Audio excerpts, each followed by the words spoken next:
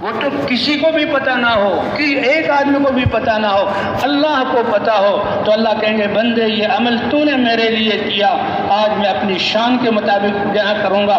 تمہارے جماعت میں دیکھنے کو، تمہارے گشتیں کرنے کو ہم نے اس چیز میں بڑائی سمجھی کہ ہم تبلیغ کو عام کریں گے اور تصویریں بنا کر دنیا کو دکھا دی اور دنیا واہ واہ کر رہے ہیں، تو آخرت میں اس کا نتیجہ صفر ہوگا۔ یہ دھوکہ ہے، یہ دجالی فتنے اور دجالی ذرائع ہیں جن سے ہم ان ایمان اور پاکیزہ باتوں کو ان گندگیوں اور تصویروں حرام چیزوں سے گزار کر دنیا کو بتانا چاہتے ہیں، اور یہ کہہ رہے ہیں کہ ہم تو تبلیغ کر رہے ہیں، یہ کہہ رہے ہیں کہ ہم تو تبلیغ کر رہے ہیں، ہم اللہ کا پیغام پہنچا رہے ہیں۔ کن حرام صورتوں سے اللہ کا پیغام؟ بھائیو بچو اس بات سے، بھائیو بچو اس بات سے، دھوکے سے نکالو اپنے آپ کو۔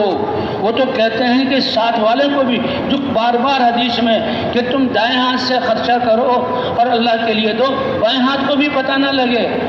یہ تو تشبیہ کی بائیں ہاتھ کو دیکھ رہا ہے، یعنی اخلاص اتنا ہو تمہارے اور تمہارے اللہ کے علاوہ نہ تمہارے ذکر کا کسی کو پتہ لگے، نہ تعلیم میں بیٹھنے کا پتہ لگے، نہ خشوع و خضوع والی نمازوں کا پتہ لگے، نہ تمہارے پیدل چلنے کا پتہ لگے، نہ لوگوں ایک جہاں کہ دیکھو جی ایک جماعت جو ہم اس کی تصویر آ گئی کہ لوگ بستی والوں نے نکالا، وہ نکال رہے ہیں اور دوسری بستی والے اکرام کر رہے ہیں، سب دنیا کو دکھا دیا۔ یہ اللہ کے لیے کرنا کہاں ہوا؟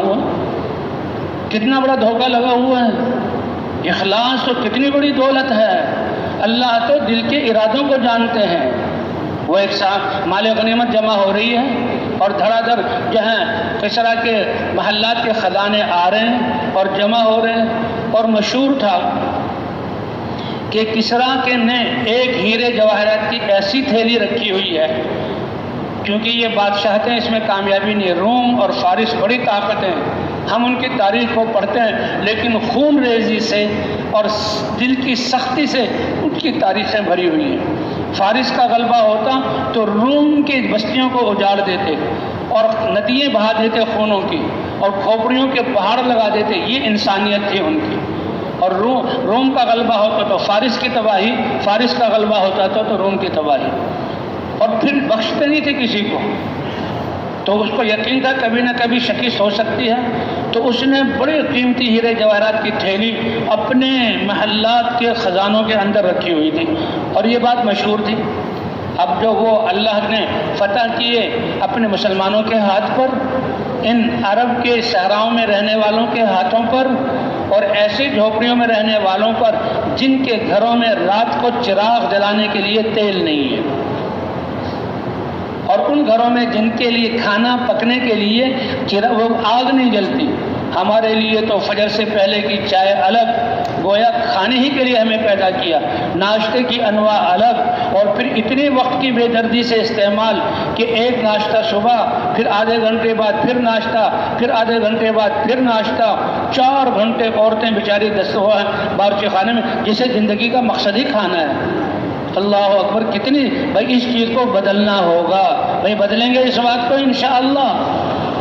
پھر دوپہر کے کھانے کی تیاری، پھر شام کی چائے کی تیاری، اور پھر رات کے کھانے کی۔ صحابہ کی زندگی تو دیکھو، وہ جن کے گھروں میں چولہے نہیں جل رہے، اور وہ جن کے گھروں میں دیے نہیں جل رہے، وہ جن کے گھر چھوٹے چھوٹے، اور ان کی بیویاں ایسی جیسے بیوہ، کیوں کہ اللہ کا پیغام پہنچانے کے لیے صحابہ نکلے ہوئے، اللہ کا پیغام پہنچانے کے لیے صحابہ نکلے ہوئے، لیکن ان کے دل ایمان کے نور سے منور ہے، اور ان کے جسم اللہ کے احکام سے مزین ہے، اور ان کی زندگی اور معاشرت اخلاق سے مزین ہے۔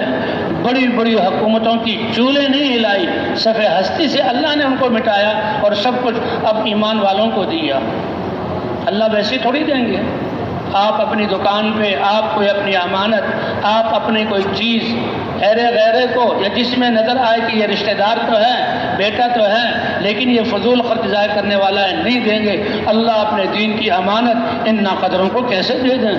یہ تو ڈھیل ہے اللہ کی، موقع دیا ہوا ہے قبل اس کے کہ موت اس حال میں آئے کہ ہم غفلت میں گرے۔ میرے دوستو، ابھی توبہ کرنی چاہیے، ابھی اللہ کے سامنے اپنے آپ کو پیش کرنا چاہیے، ابھی اپنے عمل کو خالص اللہ کے لیے۔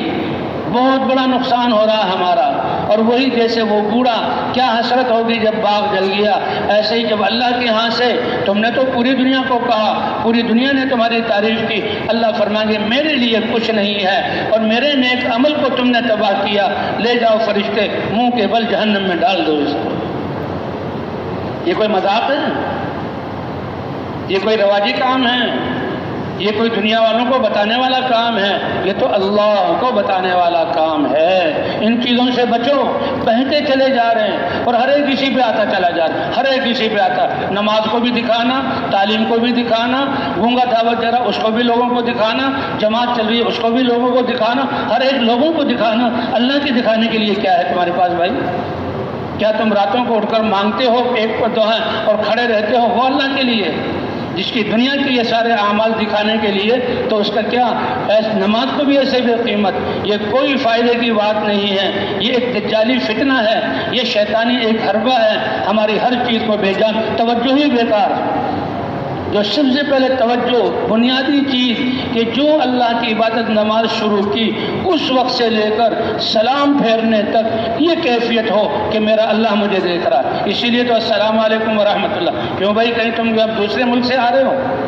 نمازی آدمی جب اللہ اکبر کہتا ہے سارے اعضاء کو اللہ کا پابند کر لیتا ہے، اللہ کے علاوہ کوئی دھیان نہیں، ایسے عبادت کرو جیسے خود اللہ کو دیکھ رہے ہو۔